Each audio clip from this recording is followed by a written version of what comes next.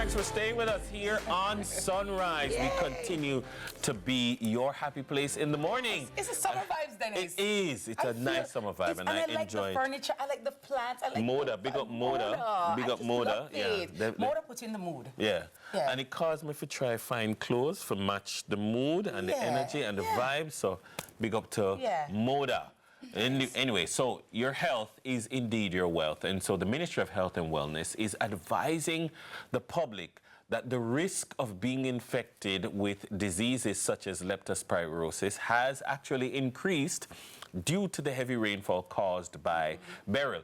We have the Director of Policy Programs in the Veterinary and Public Health Unit of the Ministry of Health and Wellness, Dr. Sydonnie Gyles. She joins us to share more this morning. Hi, Doc. How are you? Good morning, good morning. I'm doing well. All right. How are you? We're good. We're good. I mean, we not only we went through Beryl, but our animals went through it. So before we get into the side for us, talk to us about, you know, that recovery process for them, because it's kind of traumatic for them too, you know, especially the ones that couldn't come inside.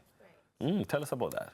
So we're having this discussion now because diseases like leptospirosis becomes increasingly more important after bouts of heavy rains and flooding and so on. Right. And so we have to be careful that our animals don't get, you know, sick and don't fall prey to some of these diseases. Now, historically, when we think about leptospirosis, you think about rats. Yes. A lot of people don't know that other animals can actually be infected. So you think about your dogs, they can get leptospirosis too. Oh, really? Oh, wow. I thought leptospirosis was just for humans, like from rats to humans. No, no, no. Your dogs can get leptospirosis. How? Cows, by consuming, I mean, once they come in contact with water or soil that has been contaminated with urine from an infected animal, then they become at risk. Well, let me just ask you, Doc, because for those who may not know, what is leptospirosis and why is it so deadly and dangerous? All right, so thank you so much for asking that question. So leptospirosis is an infectious disease. It's caused by bacteria, all right? What is significant about this disease is that it's zoonotic, and that's why you're talking to a vet this morning. Because zoonotic diseases can go from animals to humans and humans to animals, all right? And leptospirosis, you can become you can get infected with leptospirosis by coming in contact with water or soil that has been contaminated with the urine of an infected animals, or by ingesting food or water that has been contaminated with the urine of an infected animal. And what can it do to the human and to the animals? Okay, so it can actually cause you to get very sick. Yes. So some symptoms that you may experience if you're having leptospirosis, flu-like symptoms, all right? Then you may have fever, headaches, nausea, vomiting, diarrhea, abdominal pains. You can also have joint aches, muscle aches, especially the back of the thighs, right? And jaundice, so you find that your skin becomes a little yellow. Your eyes, the white part of your eyes also starts to get a little yellow. Bilirubin start build up. Right, and Jamaicans have a tendency to watch diseases. You know, we're watching it. Jamaicans, I'm urging you, please. Especially men. Yeah, this is not a disease that you want to watch. Yes. You know, if you're having any of these symptoms, you're advised, please go and see your healthcare providers, because if these symptoms don't go, if they're not resolved, it could actually escalate into a more severe form of leptospirosis, where we have failure of organs like the liver and the kidney. You can get meningitis. You can, you know, it's really bad, and ultimately you can die. But it starts off like a flu, and so for maybe you probably wait it out for like a week, maybe 2 weeks.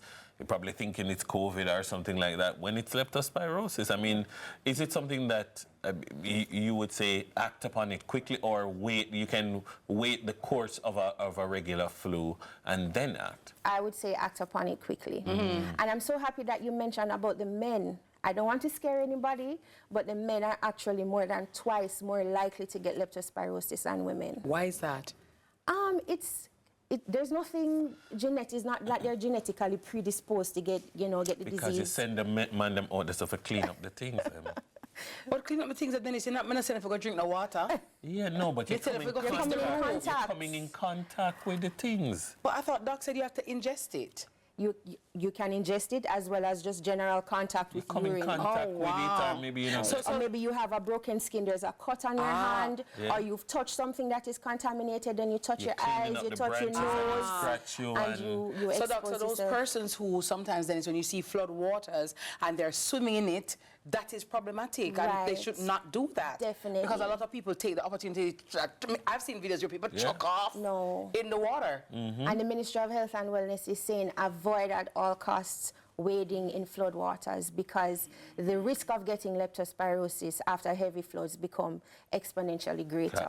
All sort of things washed down. So, Doc, when you go to the hospital, if it comes to that, should you alert the doctors to say, I'm having these symptoms, I was watching CVM on Sunrise on CVM, and I heard the doctor said X, Y, and Z, and these are the symptoms. Can you test for leptospirosis, Definitely, please? definitely. And just based on the time of year, right, why are we having this conversation now? What we found is that whenever we have the onset of the Atlantic hurricane season, which we know starts from June 1 to November 30, that's also a prime period for an uptick in the cases of leptospirosis, right? So that's actually about weeks 24 to 48 of the calendar year, and we're actually in week 28 right now.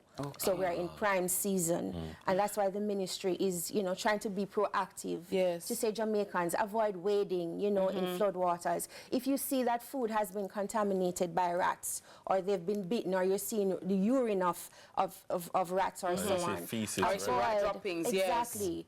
Do away, avoid, you know, try not to consume those foods, throw them away, right? Yes, and also be very careful too from where you consume food. Definitely. Because you will go to somewhere, Dennis, and the person not sanitary, or the place not sanitary, and then you expose yourself, you understand? So as much as you can, not to eat a road, because you don't know the situation and circumstances under which the food is prepared. That's correct. Yeah. I've learned some stuff today. Yeah. I've learned some stuff today. Thank you for coming. Yes, I'm delighted to be here. Thank you.